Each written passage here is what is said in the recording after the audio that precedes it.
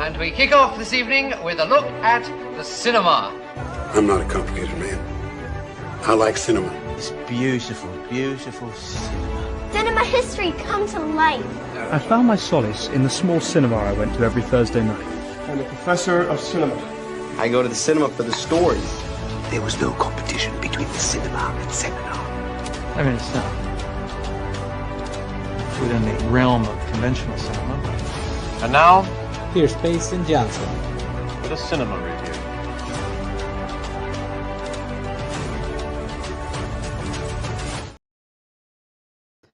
It is Monday, March 2nd, 2026, and thank you for joining me for another episode of Cinemaster's Reviews. Exciting show this week. We have two exciting reviews this week, as always. Scream 7, the 7th entry in the Scream franchise, as well as Pillion, the new film from Harry Lighton is the filmmaker's name. Really excited to talk about both those movies for different reasons. I say we jump right into the show this week. Starting with our first review,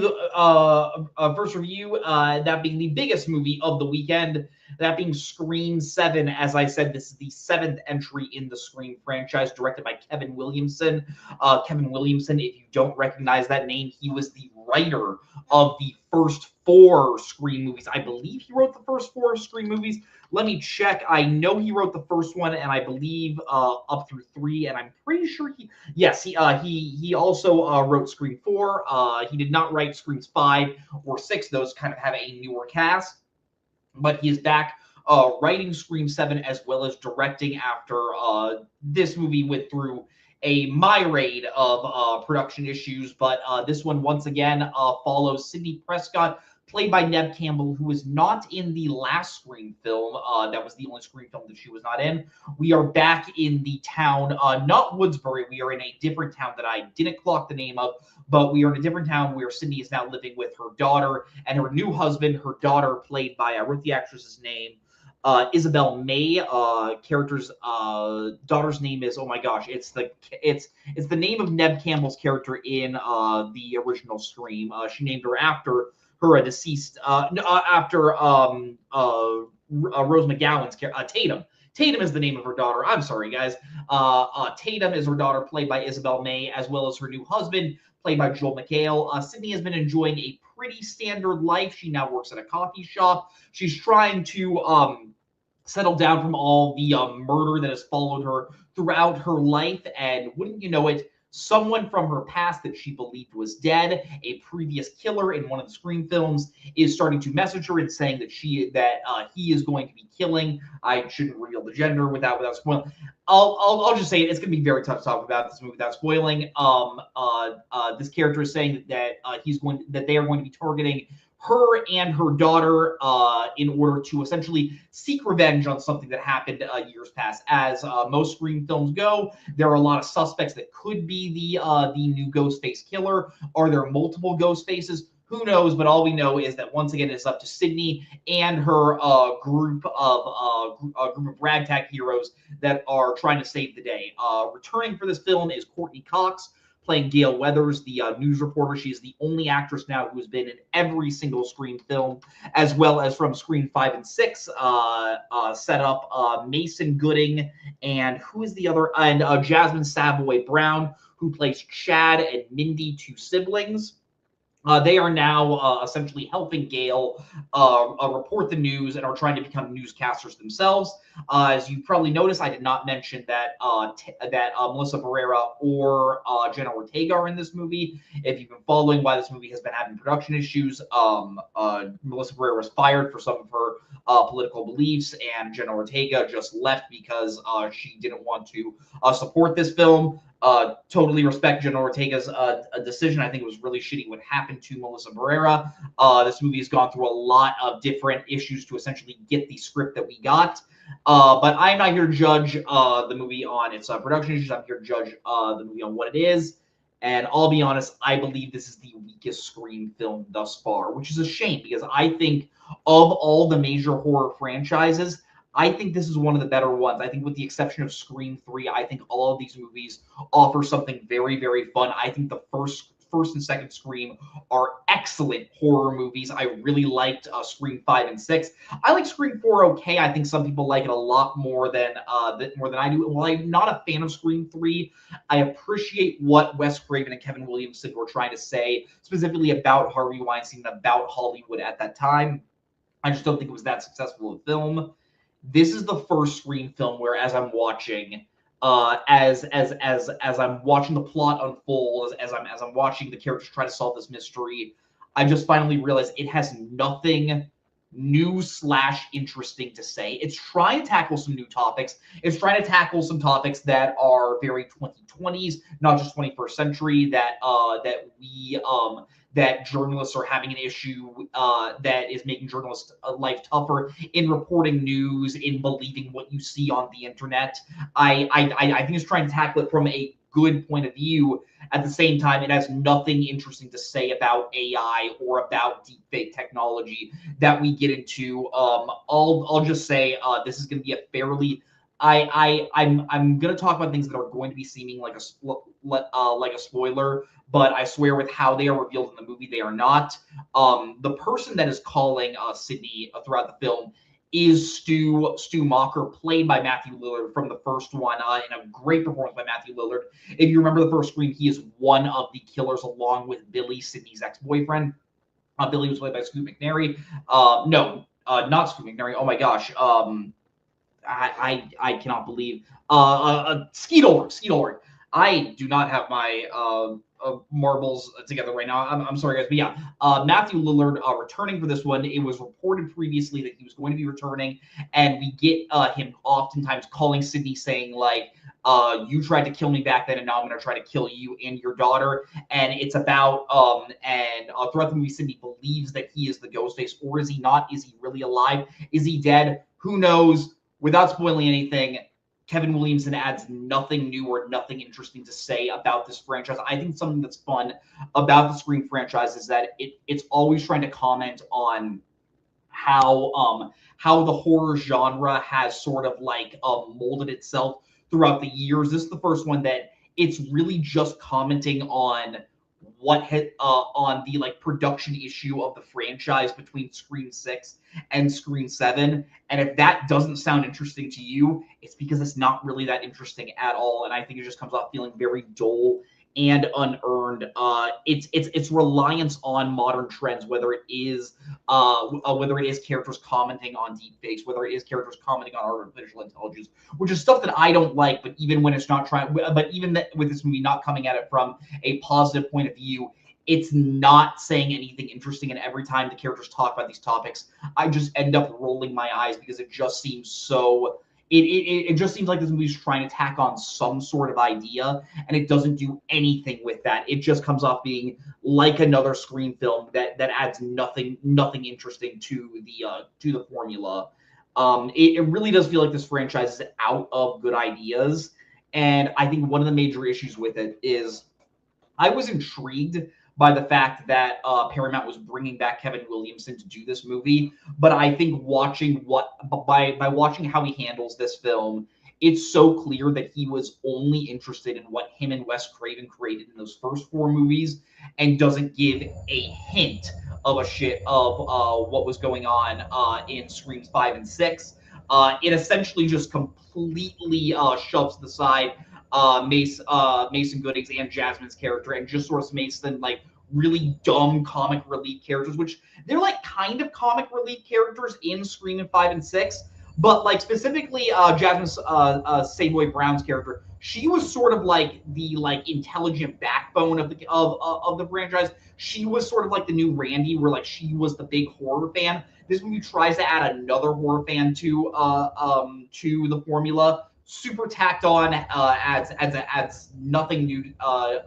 Adds nothing new to the film. But yeah, just how this movie treats those 2 characters, I think, and how it just sort of like in one line tries to explain why Sam and Tara aren't there. It's very clear that Kevin Williamson was probably not the biggest fan of Scream 5 and 6, and just didn't care to continue the legacy that franchise was trying to build towards. Hey, maybe it's time to leave Sydney and Gale behind and focus on new characters. This movie is just like, nope, Sydney's back to being the main character.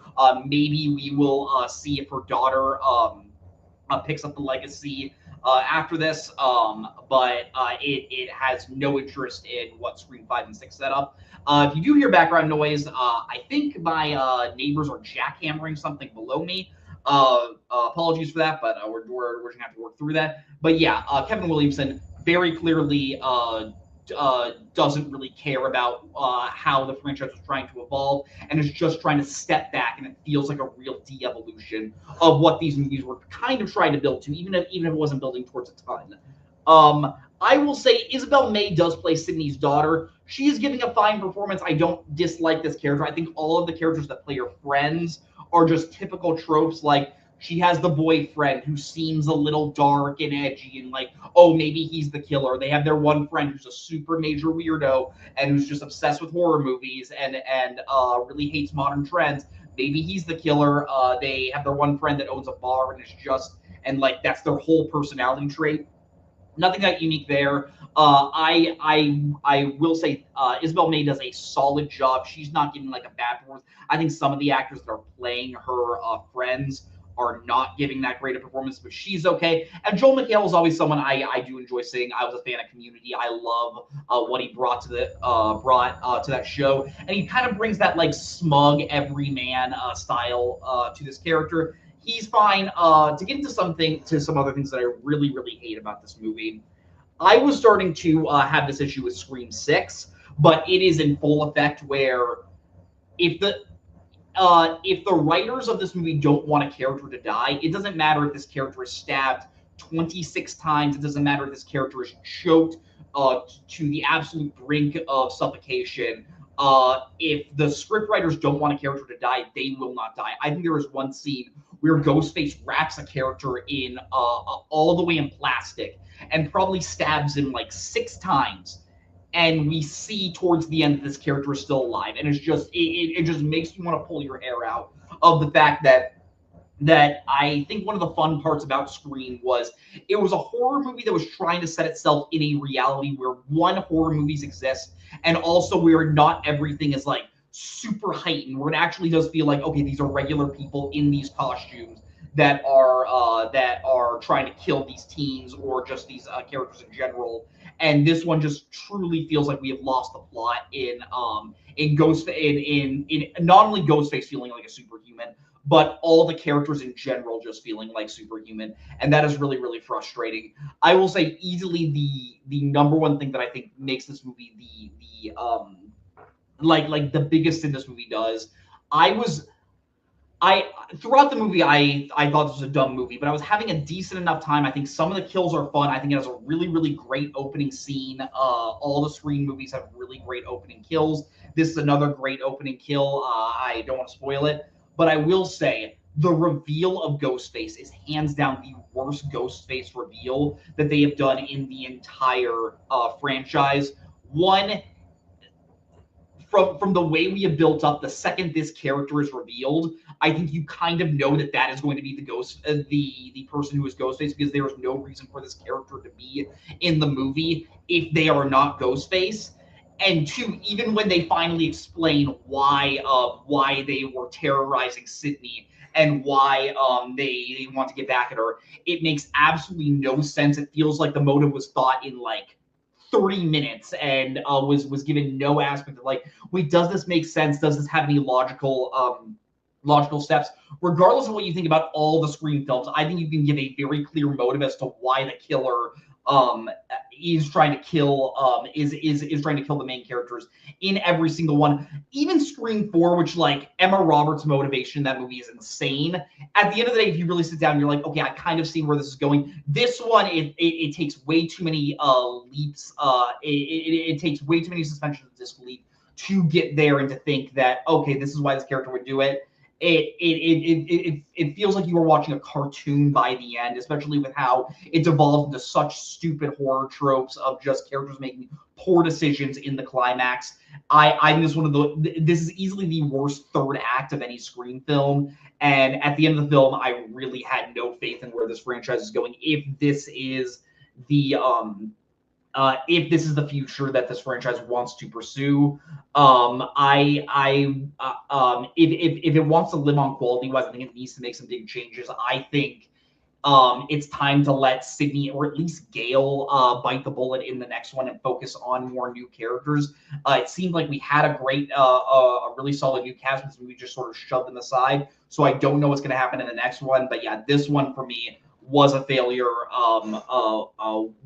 Was a failure quality wise. If I were to rate this movie on a scale of 0 to 10 videotapes, 0 being awful, 10 being amazing, I'm going to give it a 4 out of 10. I don't think it was unwatchable. It has some moments that I do think were kind of fun. There's one really cool like shot in where like a death happens on like a theater, and that was really well done. But for the most part, an incredibly moronic killer reveal.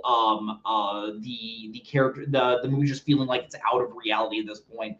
I think we are finally starting to see that this franchise is just no longer has the juice that unfortunately it once had.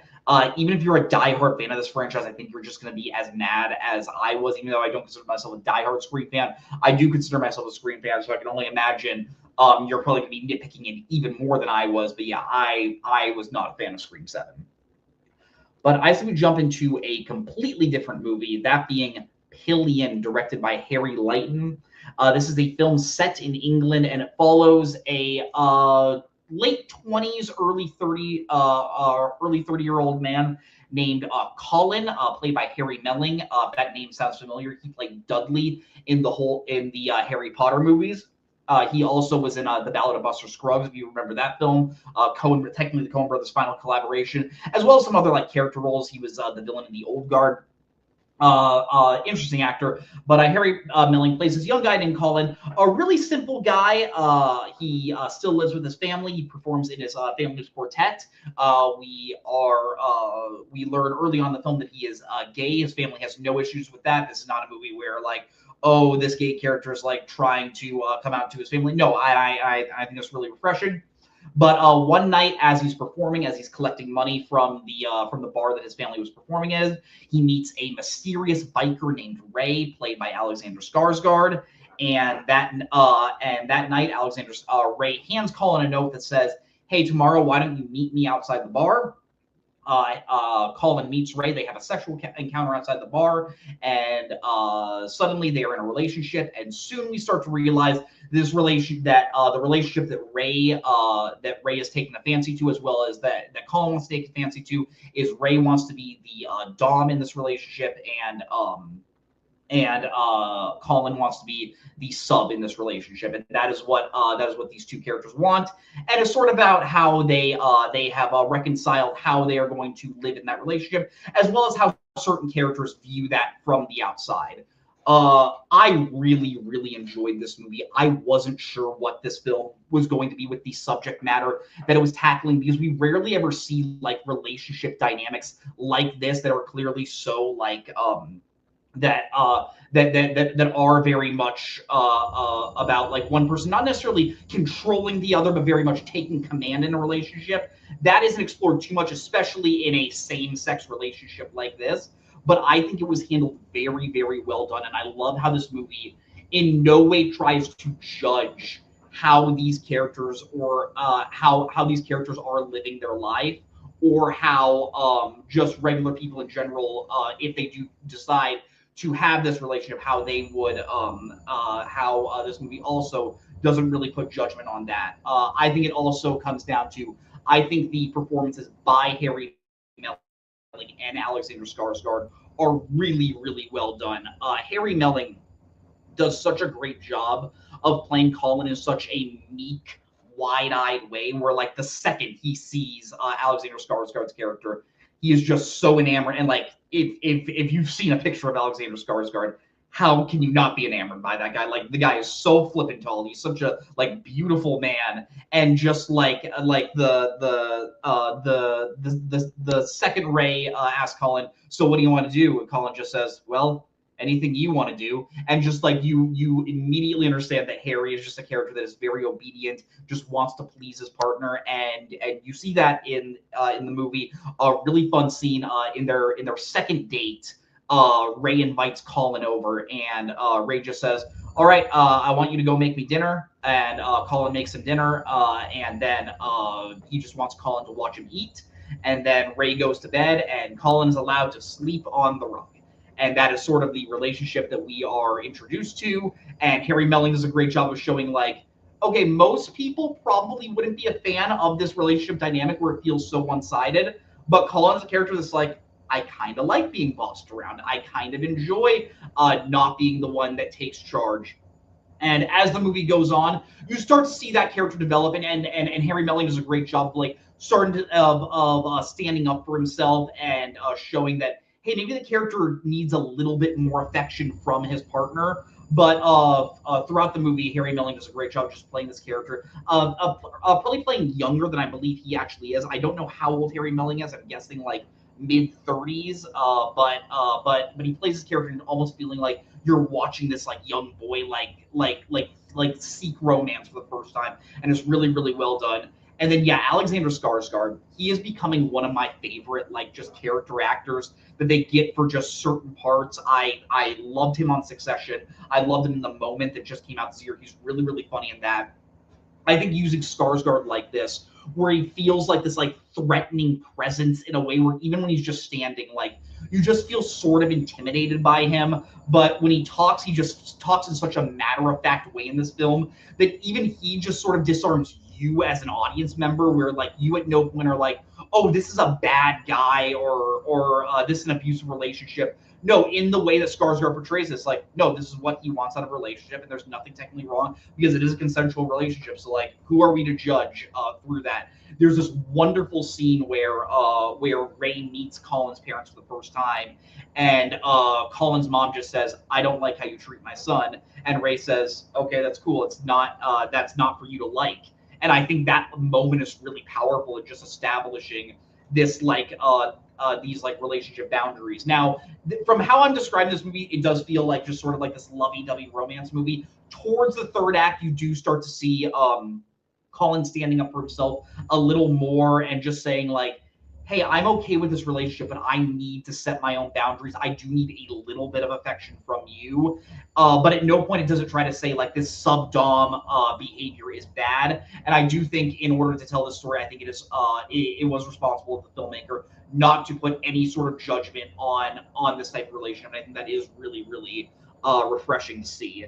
I love the lo-fi nature of how this movie shoots England. I love movies set in England where it just feels just kind of damp and just sort of like gritty, and this movie does a great job of capturing that. And then, but at the same time, there are certain scenes where they go up to the country, and it just feels really pretty and just very bright in its colors. And I just love how this movie shot. Movie shot really, really well. In regards to the ending, I don't want to spoil how this movie ends, but I will say the ending strikes such a great bittersweet tone. I know a lot of LGBT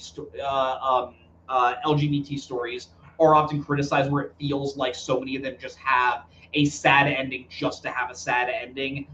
This one, while it doesn't have like the happiest ending in the world, it in no way do I think is a sad ending. I think it ends in a perfect way for the characters, and I think both the characters end up getting what they want and end up discovering more about themselves. And I think this movie is really, really well done. If I were to rate this movie on a scale of 0 to 10 videotapes, I'm going pretty high. I'm going to give it an 8.5 out of 10. This is one of the better romance movies I've seen in a while. I love Harry Melling and Alexander Skarsgård in this. I think it is both funny. I think it's very, very emotional, specifically towards the end, and what it has to say about this relationship dynamic and exploring a culture and romance that we don't often see portrayed, and not in any sort of comedic way, not in any sort of judgmental way, but in a very respectful and honestly kind of beautiful way. And I love movies like this. But yeah, that is our show for the week. Thank you all for watching. Remember to like this video and subscribe to the video store. It helps grow our channel a lot. Next week, I'm going to be reviewing Reminders of, that's in 2 weeks. I'm going to be reviewing The Bride, Maggie Gyllenhaal's new movie, as well as Hoppers, the new Pixar film. Thank you all for watching. It's always a pleasure to talk with you guys. And remember, watch more movies. And the award for most vapid film review of the century goes to... Okay, movie review. Okay, I thought it was beauty. And he's now in cinema hell, where one day we'll all be reunited. This is me at the Regal Cinema crying as I did through much of the film.